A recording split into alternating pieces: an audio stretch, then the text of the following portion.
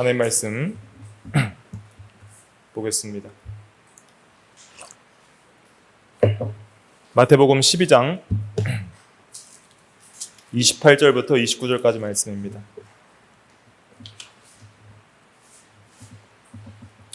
지난 시간에 다 못했기 때문에 지난주에 이어서 마태복음 12장 28절부터 29절까지 말씀 다시 보도록 하겠습니다. 굉장히 중요한 두 절인데 같이 의미를 생각하며 읽어보겠습니다. 시작. 그러나 내가 하나님의 성령을 힘입어 귀신을 쫓아내는 것이면 하나님의 나라가 이미 너희에게 임하였느니라. 사람이 먼저 강한 자를 결박하지 않고서야 어떻게 그 강한 자의 집에 들어가 그 세간을 강탈하겠느냐. 결박한 후에야 그 집을 강탈하리라. 네. 오늘 제목은 지난 시간에 이어서 하나님 나라의 임함과 악의 멸망에 대해서 말씀을 증거하도록 하겠습니다. 하나님 나라가 임했다는 것은 현재적으로 예수의 인격과 사역을 통해서 현재적 하나님의 나라가 이 시대에 임했다는 것입니다. 그래서 예수님께서 하나님 나라가 임했다는 말씀을, 이미 임했다는 말씀을 명시적으로 마태복음 12장 28절에서 하신 것이죠. 내가 성령을 힘입어 귀신을 쫓아내는 것이면 하나님 나라가 이미 너희 가운데 너희에게 임하였느니라 그랬습니다. 하나님 나라는 하나님의 통치라고 말씀드렸죠.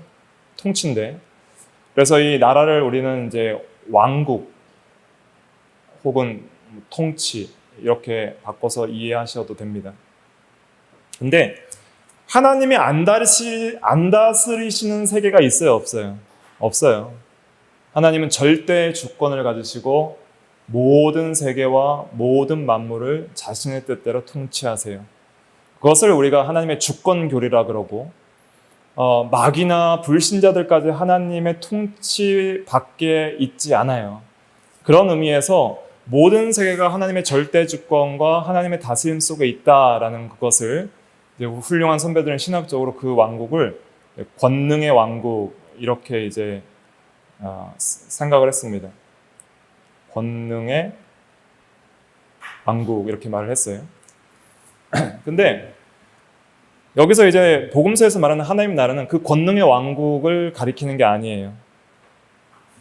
이 세상 나라의 임금이 누구라 그랬어요? 마귀라 그랬잖아요, 지난 시간에. 공중의 권세 잡은 자, 이 세상 임금이 마귀라 그랬어요.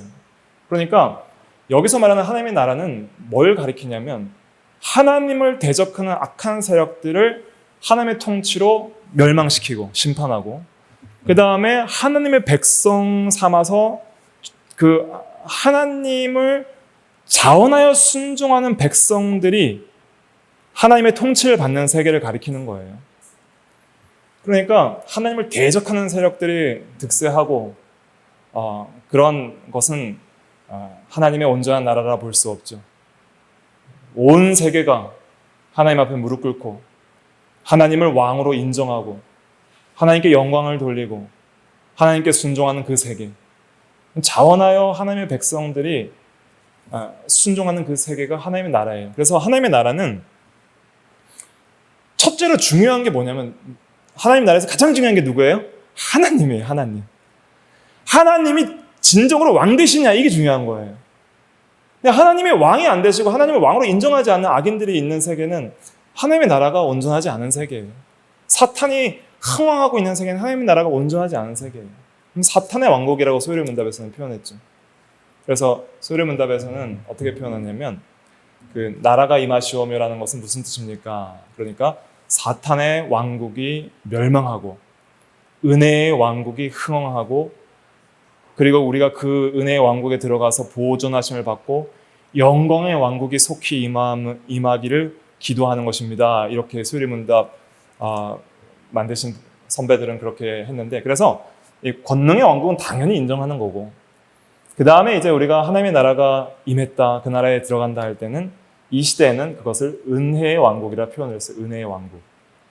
그러니까 하나님이 그리스도의 대속의 공로의 은혜로 죄인들을 자기 피로 사서 자기 백성 삼으시고, 이제는 자기가 주인된 삶, 또 마귀를 세상 임금으로 섬기던 삶을 다 청산하고 죄와 마귀와 사망의 종로를 탄 데서 구속받아서 해방돼서 그리스도를 주로 삼는 그 세계에 들어간 성도들이 바로 이 은혜의 왕국에 사는 성도들이다.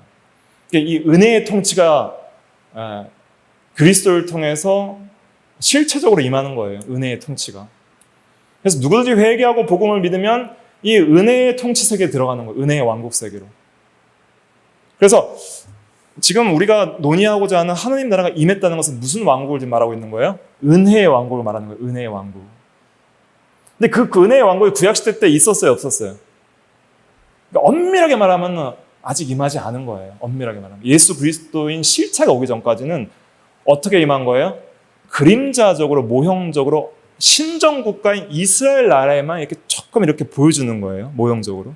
그러니까 이스라엘 나라만 사실은 어떤 의미에서는 참된 하나님 백성들이 있었고 이방에는 없었죠. 이방에서도 정말 하나님을 섬기려면 이스라엘 백성들로 편입돼서 믿어야 돼요.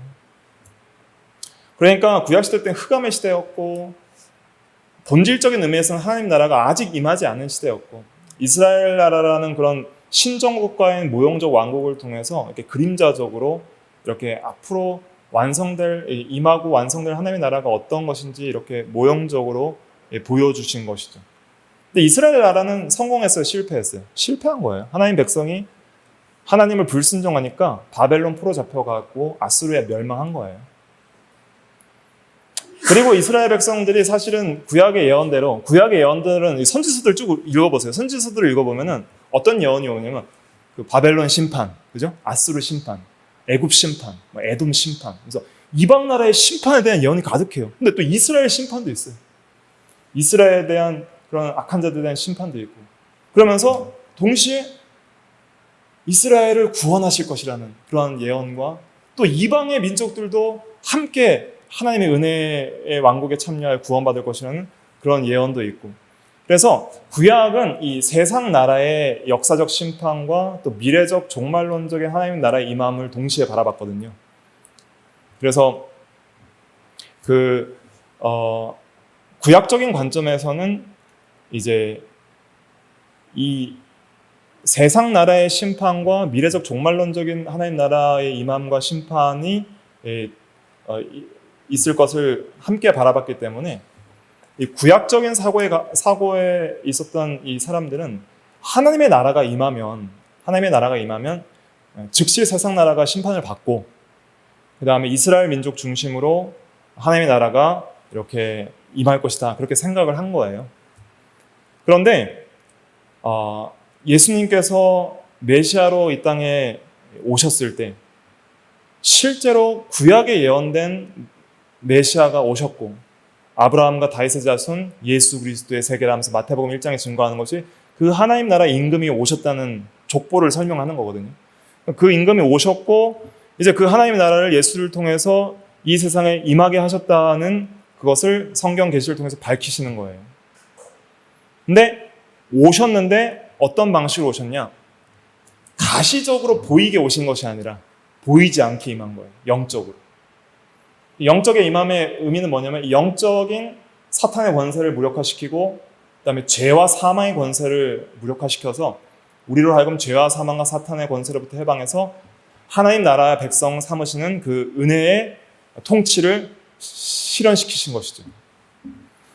그래서 여러분들께서는 예수님께서 2000년 전에 오셨다는 것이 이게 보통 일이 아니라는 것을 먼저 확실하게 마음에 새기셔야 돼요. 그냥 구약에 그토록 오리라 하면서 그렇게 기다렸던 하나님 나라를 가져올 왕이 오신 거예요. 만왕의 왕 만주의 주께서 오신 거예요. 나귀 타고 겸손하게 고난의 종으로 십자가에 죽으심으로 많은 자기 백성들을 그들의 죄에서 구원하고자 하는 그 놀라운 은혜의 왕으로 오신 거예요. 은혜의 왕으로. 얼마나 감사해요. 만약 그 왕이 영광과 권능과 심판의 왕으로 왔으면 우린 다 죽어야 되는 거예요. 어떤 인간도 구원받을 소망이 없어요. 근데 모든 죄인을 자기 백성 택한 모든 자기 백성들을 그들의 죄에서 구원하시려고 은혜의 왕으로 겸손의 왕으로 이렇게 구원을 위해서 이렇게 오신 것이죠. 그래서 우리를 구원하시려면은 악을 멸망시키셔야 돼요. 그러니까 사망 권세, 사탄의 권세, 죄의 권세 이 세 가지. 이게 멸망이 돼야 그 악으로부터 그 자기 백성들을 죄에서 구원할 거 아니에요. 그러니까 하나님 나라가 현재적으로 예수를 통해서 임함으로 말미암아 악한 권세들을 그의 사역을 통해서 멸망시키시거든요. 결정적으로. 그래서 우리가 예수 믿고 구원받을 수 있게 하시는 거예요. 그래서 예수님의 인격과 사역을 통해서 현재 하나님의 나라가 어느 시대에 임했어요? 이 시대에 임한 거예요. 이 시대에. 그러니까 성경은 시대적 구분을 해요. 이 시대와 장차 올 시대. 이걸 이제 한문으로 표현하면 우리가 현세와 내세라고 표현하거든요. 여러분들 내세라고 생각하면 내세를 뭐라고 생각해요? 죽어서 가는 저 하늘을 생각하죠. 그런 의미가 아니에요. 올 내자예요. 오는 세상 이런 뜻이에요. 올 시대라는 거예요. 그러니까 현세는 이 시대. 그러니까 이 시간적 흐름 속에서 이 시대가 있어요. 창조와 타락으로부터 예수님의 재림 때까지 멸망할 불로 심판받아서 끝날 시대가 있어요. 그게 예수님 재림으로부터 불로 끝날 그 종말을 기다리고 있는 시대가 이 시대예요. 장차 올 시대는 하나님의 나라가 임하여서 세상을 심판하고 구원을 완성할 시대예요. 완전히 의와 평강과 희락이 임하고 새하늘과 새 땅이 임할 시대예요. 근데 그 장차 올 시대가 예수님을 통해서 이미 침투하고 임했다는 거예요. 그런데 그것이 가시적으로 이 시대 전체를 인간 통치 전체를 심판하는 방식이 아니라 영적인 악한 통치를 심판하는 방식으로 이 시대에 임했다는 거예요. 그게 이제 예수님께서 가르쳐 주신 진리입니다. 그래서 예수님께서 오셨을 때 하나님 나라가 임한 거예요. 그래서 우리가 이미와 아직으로 그것을 정리하라고 말씀드렸죠. 한번 따라해 보실까요? 이미 임했지만 아직 임하지 않았다. 아직 임하지 않았다. 그러니까 이미 하나님 나라가 현재적으로 영적으로 임했지만 아직 장차 완성될 하나님 나라는 아직 임하지 않았다. 그것을 이제 훌륭한 신학자들은 성취와 극치로 이렇게 표현을 했어요. 하나님 나라가 구약에 예언된 대로 이미 와서 성취되었다. 하지만 완전한 극치의 나라는 아직 임하지 않았고 우리는 소망한다. 이제 올 것이다. 이렇게 표현을 했죠. 그것을 이제 다른 분들은 이제 이 신학자들의 그 글을 번역하신 분들은 절정이라고도 할까, 완성이라고도 할까 이렇게 고민을 했다고 그래요. 근데 이제 제일 좋은 단어가 극치일 것이다 이렇게 생각해서 극치가 좋겠다 이렇게 이제 한국의 뭐 이승우 교수님이나 이런 오광만 교수님이나 이런 분들이 이렇게 번역을 했는데 완성이라서도 좀 괜찮다고 생각해요. 완성. 그러니까 성취와 완성, 성취와 완성, 성취와 극치. 이제 영어로는 consummation이라고 그러는데 그것을 이제 어떻게 번역할까 이렇게 하다가 이제 극치 혹은 완성 이렇게 생각하시면 되겠습니다. 그래서 완성의 때를 우리는 고대하고 있는 거예요. 그 이미 임한 하나님의 나라에 대해서 누가복음 17장 20절 한번 읽어볼게요. 시작. 바리새인들이 하나님의 나라가 어느 때에 임하나이까 묻거늘 예수께서 대답하여 이르시되 하나님의 나라는 볼 수 있게 임하는 것이 아니오. 예. 그래서 이 하나님의 나라는 임했지만은 보이지 않게 영적으로 임했다. 그래서 성령으로 통치하고 말씀으로 통치하고 그 다음에 하나님 나라는 이제 누가 볼 수 있어요? 거듭난 자들이.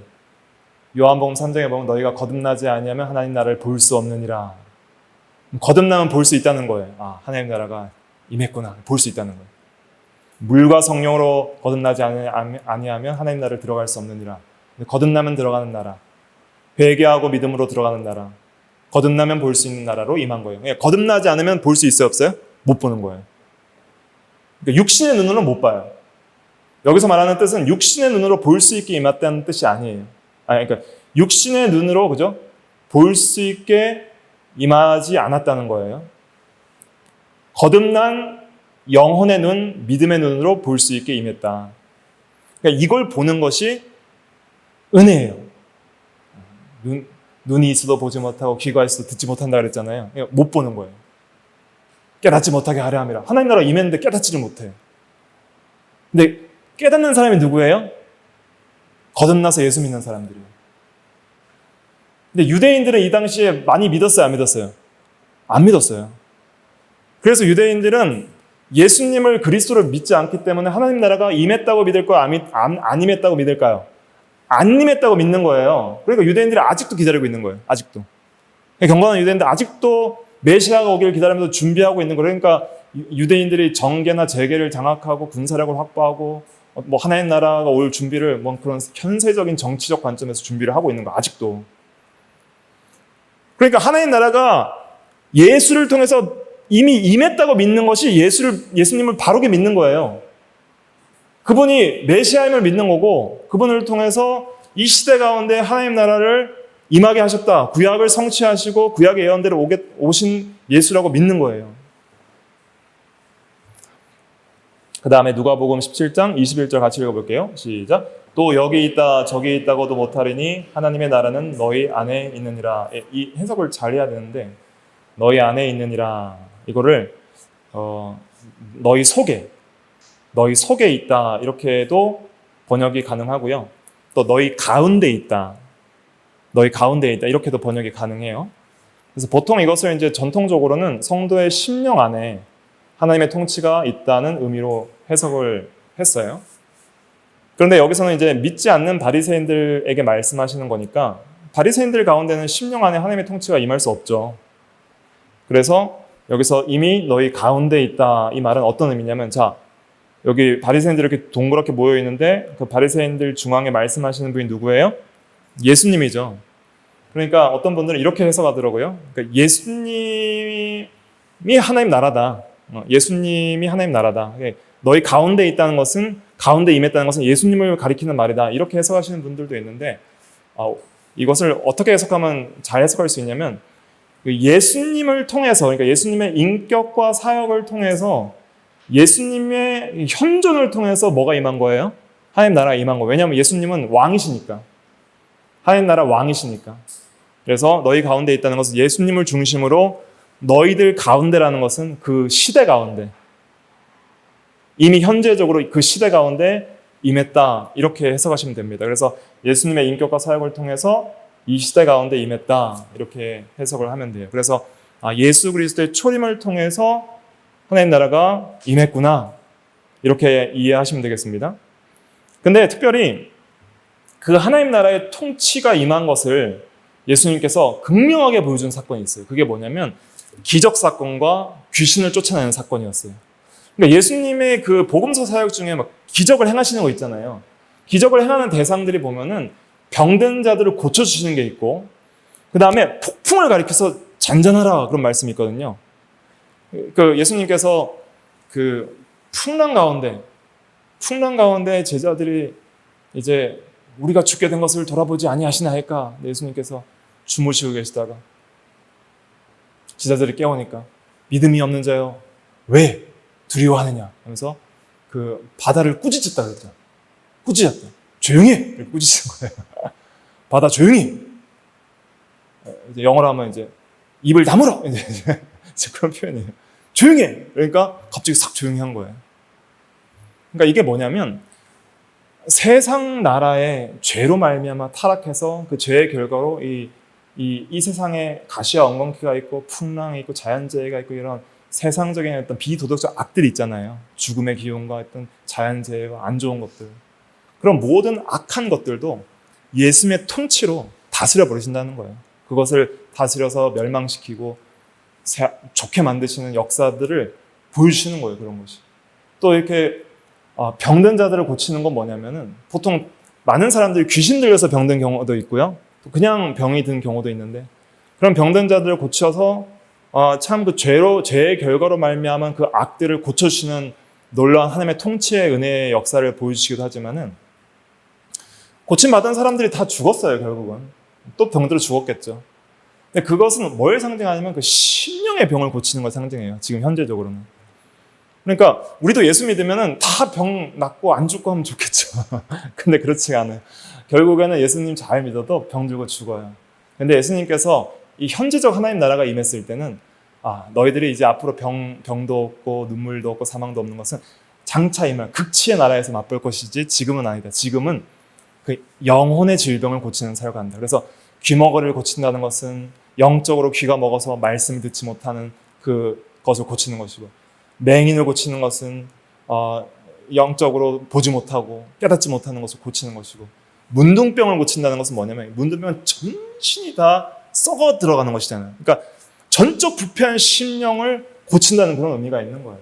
안전뱅이를 일으킨다는 것은 순종하지 못하는 자들을 힘써 순종하게 만드는 그런 영혼의 고침을 의미하는 것이고, 죽은 자를 살리는 것처럼 영혼을 살리는 그런 역사들을 주님께서 보여주시는 거예요. 그러니까 그런 통치를 통해서 영적인 그런 지금 하나님의 나라가 임해서 영적 질서가 변화되고 악이 멸망당하고 있고 하나님의 백성들의 삶에 변화가 일어나고 있구나 하는 것을 눈을 떠서 볼 수 있는 게 중요해요.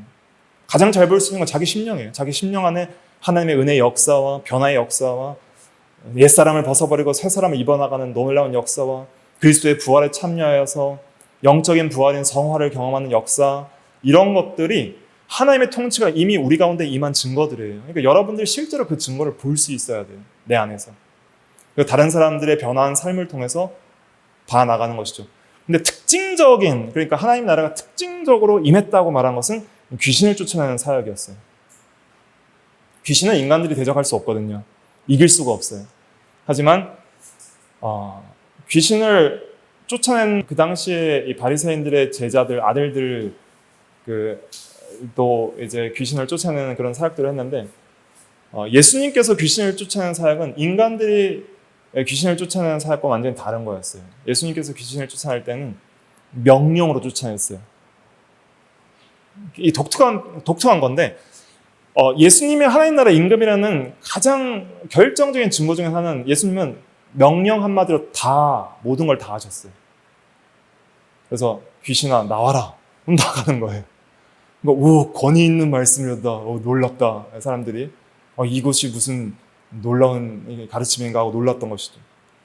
그래서 예수님께서 이렇게 성령을 힘입어서 귀신을 쫓아내는 것이면 이미 하나님의 통치, 왕적 통치, 은혜의 통치가 너희 가운데 임한 증거다, 이렇게 말씀해 주시는 것이죠. 그래서 그 나라는 현재 이 인간 통치를 멸하는 것이 아니라 이제 복습 다시 하는 겁니다. 사탄의 통치를 공격을 하고 있어요. 또 죄와 사망의 그러한 그 악도 함께 이제 결정적으로 파멸시켜서 건져내는 일을 하시는 것이죠. 또 외형적 정치 질서를 변화시키는 것이 아니라 영적 질서와 사람들의 삶의 변화를 일으키고 있는 것입니다. 그렇기 때문에 외적으로는 뭐 변한 것 같지 않아 보여도 중생한 사람들만 이런 걸 볼 수 있는 거예요.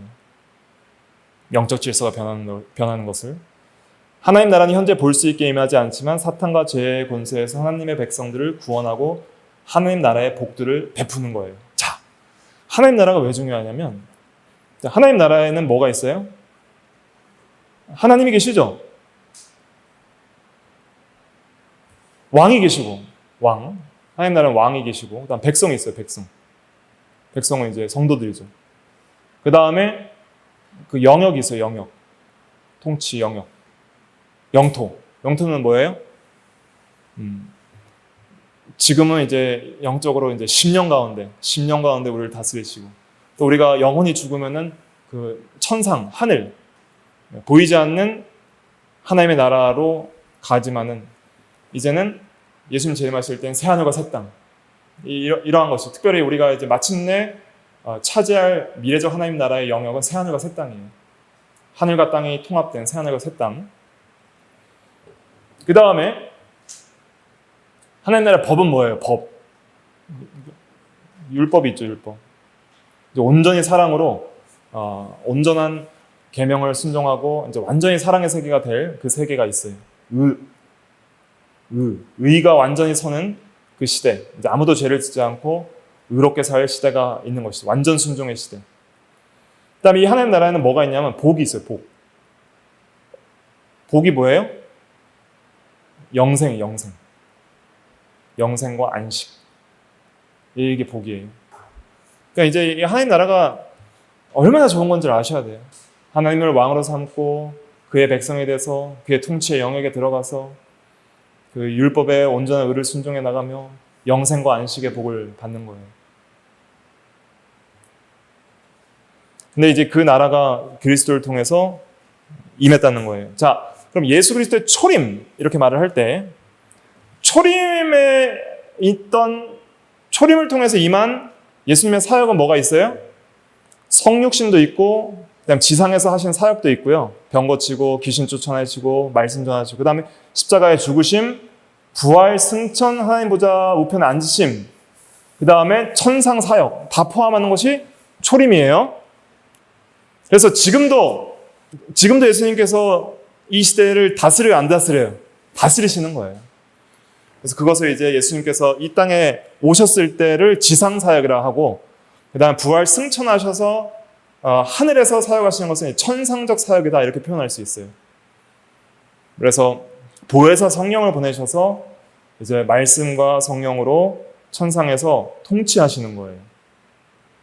조금 있으면 나를 보지 못하겠지만 조금 있으면 내가 너희에게 오리라. 요한복음에서 그런 말씀하시거든요. 그게 무슨 뜻이냐면 성령을 통해서 너희를 고아와 같이 버리지 아니하고 너희에게 오겠다. 예수님이 약속하신 대로 천상에서 성령을 통해 우리 가운데 임하시고 우리를 다스리신다는 뜻이에요. 그래서 우리 개혁파 성도들은, 신학자들은 항상 말씀과 성령의 동사 원리, 같이 사역하는 원리, 말씀과 성령을 항상 같이 묶어서 굉장히 중요하게 신학적으로 설명을 했었어요.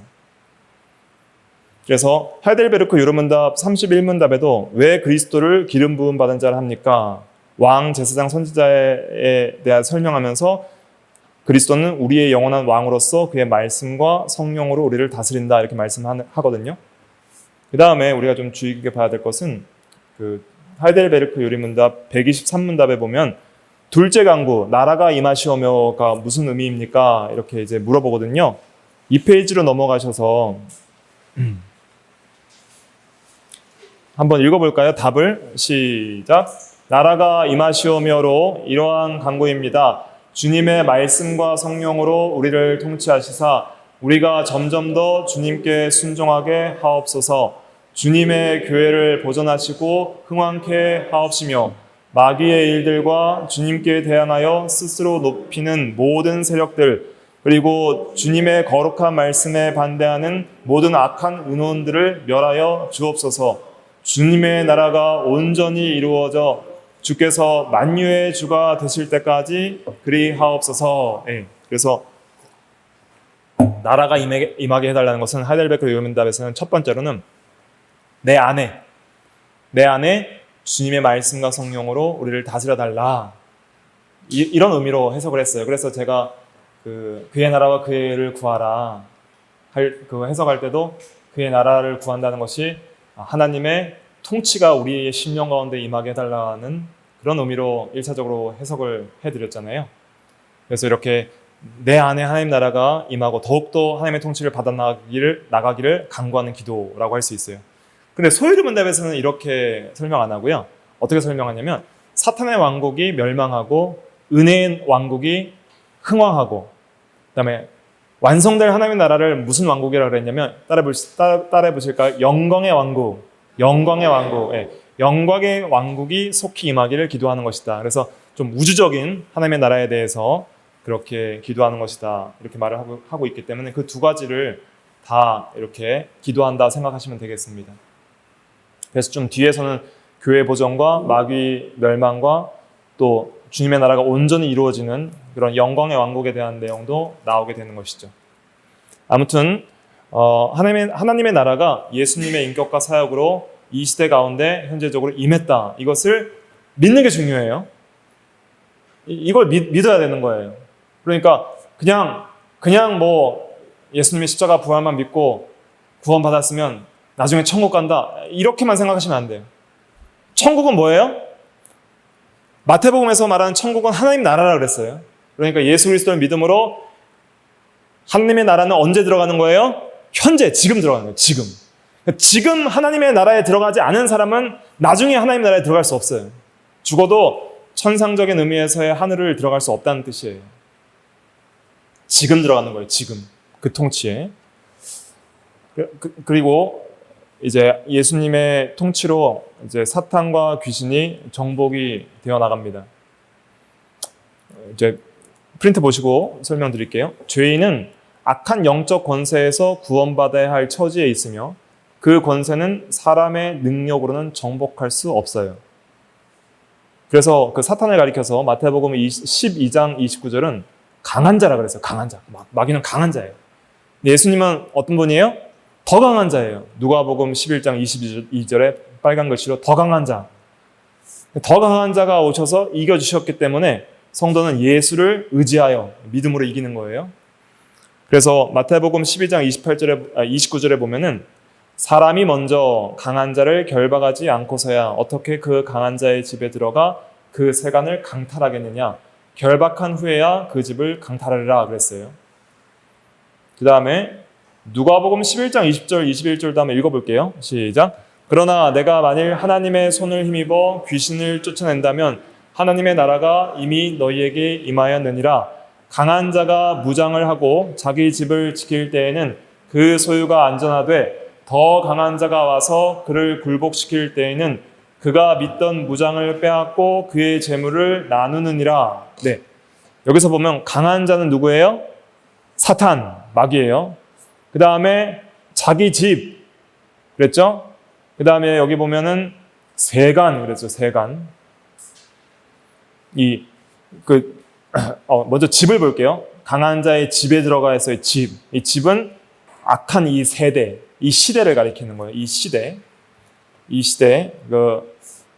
세상 임금이 마귀라 그랬으니까 이 집은 그 이 세상 임금이 다스리는 통치 영역을 가리키는 거예요. 그런데 거기에 집에 세간이 있어요. 세간이 뭐예요? 그 집에 이 가정의 살림살이 물건들이 세간이잖아요. 그 세간이 이제 악한 그 마귀의 영향력 하에 있는 사람들, 죄인들이에요. 그런데 그 강한 자를 결박하시는 분이 누구예요? 예수님인 거예요. 그 강한 자의 무장을 빼앗고 누가복음 11장 21절에는 빼앗고 그랬죠. 또 마태복음에서는 결박하고 이것은 예수께서 그 강한 자를 이기셨다는 거예요. 뱀의 머리를 상하게 하신 것처럼 이기시고 그 결박한 후에 그 집을 강탈하리라. 그것은 세간을 빼앗는다는 거예요. 그래서 죄인들을 해방시켜 주신다는 거예요. 자기 소유 삼아서. 근데 사탄의 소유였던 사탄의 종로를 타던 죄인들을 예수님께서 누구 종을 삼으시는 거예요? 자기 소유, 자기 종을 삼아서 그 악한 영의 세력으로부터 자유케 하시는 거예요. 그래서 누가복음 11장 22절에도 그를 굴복시킬 때에는 그가 믿던 무장을 빼앗고 이것은 사탄에 대한 승리를 말하고 그의 재물을 나누느니라. 이제 재물을도 우리 성도들을 가리키는 것이죠. 죄인들을 구원하여서 자기 소유 삼는 것을 가리키는 것입니다. 이렇게 해서 예수를 통해서 우리가 악한 자를 이길 수 있는 거예요. 그리스도를 믿음으로만 강한 자를 이길 수 있어요. 왜냐하면 예수님은 더 강한 자이기 때문에. 근데 누가복음 11장 20절은 하나님의 손이라고 표현했거든요. 마태복음에서는 성령이라 표현했는데 이 손이라는 표현은 능력을 가리키는 거예요. 능력. 각주 2번 참고하셔서 하나님의 능력을 힘입어서 귀신을 쫓아낸다. 이런 뜻입니다. 또 사탄에 대한 승리는 누가복음 10장에도 보면은 나와 있는데 70인이 전도함으로써 귀신들도 항복하는 사건들이 있었거든요. 그때 예수께서 사탄이 하늘로부터 번개같이 떨어지는 것을 내가 보았노라 이런 말씀을 하세요. 이것은 사탄이 권능의 정점에서 떨어졌음을 뜻하는 것으로 우리가 해석할 수 있어요. 그런 어떤 권능의 정점, 무력화, 또 좀 세력이 이제 결박되어서 이제는 무력화되고 약화된 그러한 것으로 우리가 해석할 수 있습니다. 사탄은 여전히 활동해야 안 해요? 해요. 우는 사자와 같이 삼킬자를 찾아 두루 돌아다닌다 그랬죠. 하지만은 폐잔병이라 생각하시면 돼요. 머리가 상한 사자예요. 그래서 우리의 힘으로는 이길 수 있어요? 없어요? 못 이겨요. 여전히 못 이겨요. 그러나 예수 그리스도를 의지함으로 이길 수 있는 거예요. 그렇게 적용하시면 돼요. 근데 또 중요한 건 뭐냐면 마태복음 12장에서 계속 논의하는 건 뭐냐면 귀신을 쫓아내는 일 그 자체가 최종 목표가 아니에요. 한 사람을 사탄의 속박에서 해방시키는 일만으로 그치는 것은 마치 그 집에서 거주자를 쫓아내서 집을 텅 비게 비워두는 것과 마찬가지예요. 그러니까 새로운 거주자를 입주시켜서 그 집을 소유하게 해야 되는 거예요. 그래서 사람이 하나님의 권세에 사로잡혀서 예수를 주로 모시고 주인으로 자기 집에 모시지 않으면은 사탄에서 구원해낸 것이 그저 일시적인 구원일 수밖에 없다는 거예요. 그러니까 어떤 귀신의 어떤 악한 영향력에서 잠시 이렇게 해방당하고, 또 우리도 이런 하나님의 은혜로 어떤 귀신의 악한 영향력에서 잠시 이렇게 건짐을 받았다 할지라도 정말 참으로 예수를 믿고 예수를 주로 삼고 예수를 내 마음에 모시지 않으면 사탄의 영향력으로부터 자유하는 것은 일시적인 구원일 수밖에 없다. 이것을 우리가 생각을 해야 됩니다. 그래서 이 귀신도 일시적으로 나갔다가 다시 돌아오지 않는 것이 아니라 예수님을 시험한 마귀도 물리친 당한 뒤에 얼마 동안 떠났다가 다시 돌아왔어요. 그래서 마태복음 12장 43절부터 45절에 보면은 더러운 귀신이 사람에게서 나갔을 때에 물 없는 곳으로 다니며 쉬기를 구하되 쉴 것을 얻지 못하고 이에 이르되 내가 나온 내 집에 돌아가리라 하고 와서 보니 그 집이 비고 청소되고 수리되었거늘 이에 가서 저보다 더 악한 귀신 7을 데리고 들어가서 거하니 그 사람의 나중 형편이 전보다 더욱 심하게 되느니라 그랬어요.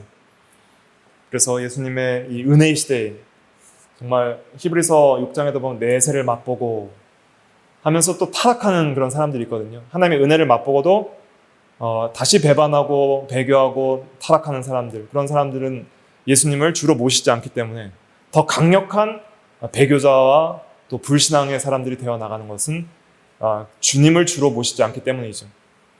예수님이 이 지상 사역을 하실 그 2000년 전에도 귀신 쫓아내는 것이 그 자체로 목표가 아니에요. 그것은 이제는 마귀의 권세로부터 자유함을 받아서 이제 누구를 주로 섬기라는 거예요?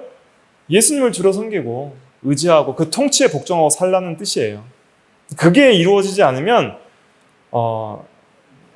일시적인 어떤 귀신을 쫓아내는 일은 일시적인 구원에 그칠 수밖에 없다. 우리가 이렇게 생각할 수 있는 것이죠. 예수님께서는 이제 3페이지로 넘어가셔서요. 이 세상에서 하나님의 나라 왕으로서 이제 악한 영들을 말씀의 능력으로 쫓아내셨습니다. 마가복음 1장 25절에도 보면 예수께서 꾸짖어 이르시되 잠잠하고 그 사람에게서 나오라 이렇게 명령하셨을 때에 그 귀신이 그대로 순종하고 나왔던 것이죠. 그래서 하나님의 말씀에 이렇게 능력이 있다는 것을 우리는 믿어야 돼요. 예수님께서 사탄의 시험도 뭘로 이기셨어요? 40일간 기도하고 기록된 말씀인 성경과 또 명령으로 이기셨어요. 그래서 신명기 말씀 3개 기록되었을 대로 마귀를 이기시고 또 명령하셨어요. 이 명령을 통해서도 예수님의 왕이심을 드러내시는 거예요. 사탄아 물러가라. 왕적 명령이거든요. 그 명령을 통해서 사탄을 다스리실 수 있는 능력을 예수님이 가지셨다는 것을 보여주시는 것이죠. 그런데 이 제자들이 70인 전도 때는 귀신을 막 쫓아낼 수 있었거든요. 근데 후에 나중에 예수님께서 변화산에 올라가셔서 기도하고 내려오셨을 때 그 어떤 한 아이가 귀신 들려 있었는데 제자들이 쫓아내지 못했어요. 그때 우리는 왜 쫓아내지 못했습니까? 물어보니까 예수님께서 뭐라고 하셨어요? 마가복음 9장 29절 읽어볼게요. 시작. 이르시되 기도 외에는 다른 것으로는 이런 종류가 나갈 수 없느니라 하시니라. 이런 종류, 그러니까 귀신과 같은 이런 종류는 기도 외에는 이길 수 없다. 기도한다는 것은 누구를 믿는다는 거예요? 하나님을 믿는다는 거예요. 하나님을. 그래서 마태복음에서는 믿음이 작은 까닭이라 이렇게 말하셨어요. 기도 말씀 안 하시고. 그러니까 기도하지 않는다는 것은 하나님을 의지하는 믿음이 없다는 거예요.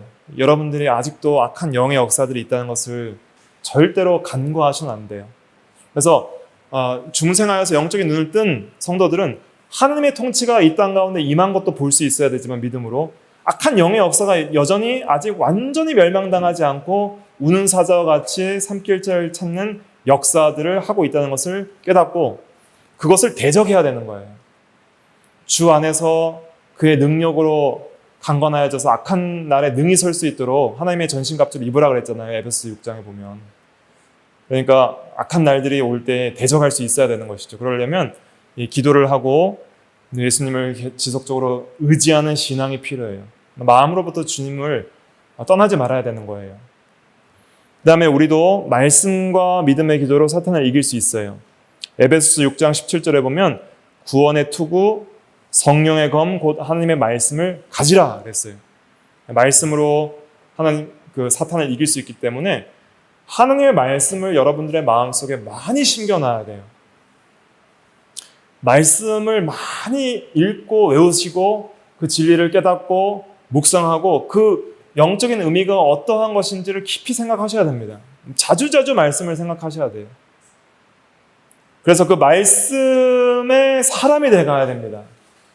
방탕과 술 취함과 음란과 호색과 다툼과 시기 그거 다 버리고 정욕을 위하여 육체의 일을 도모하는 그 생각하지 말고 그 말씀을 많이 생각해야 돼요. 진리를 묵상하고 진리와 함께 기뻐하고 생각하는 그 생각을 가지고 믿음의 기도를 하는 습관을 들일 때 악한 날에 능히 시험과 마귀를 대적해 나갈 수 있는 것입니다.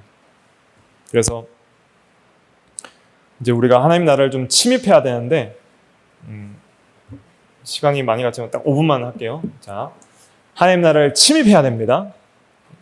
같이 누가복음 16장 16절, 마태복음 11장 12절 한번 같이 읽어볼게요. 시작.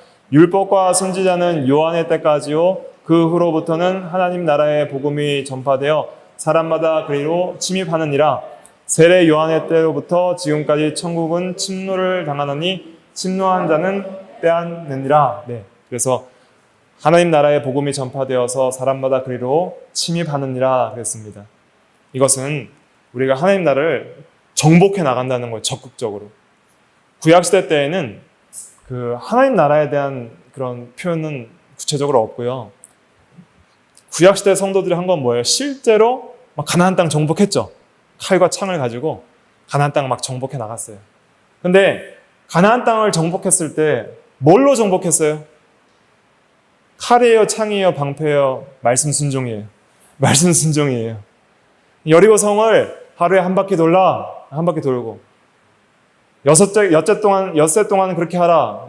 하루에 한 바퀴씩 돌고 그 다음에 7째 날은 7바퀴 돌라. 그리고 나팔이 불 때 소리를 질러라. 그러니까 무너진 거예요. 그건 무슨 뜻이냐면 하루에 한 바퀴씩 돌라. 계속 순종하라는 거예요. 계속. 오늘도 순종하고 내일도 순종하고 모레도 순종해라. 그 다음에 7째 날은 7번 돌라는 것은 7수는 무슨 수예요?